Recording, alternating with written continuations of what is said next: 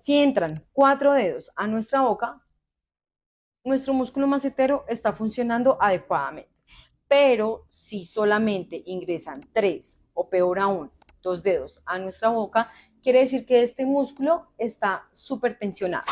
Al pasar de los años, este músculo se va cortando debido a su uso, provocando así aumento de la tensión de la articulación temporomandibular y bruxismo, que es cuando nuestros dientes chocan de forma involuntaria en las noches.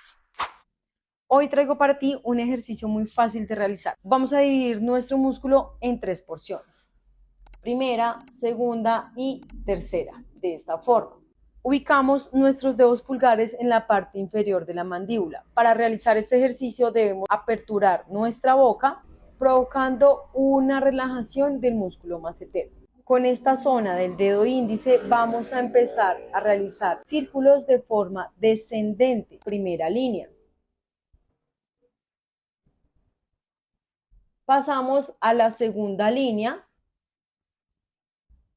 y por último nuestra tercera línea. Y cuéntame, ¿este ejercicio te ayudó a disminuir tu tensión mandibular y además te disminuyó tu bruxismo?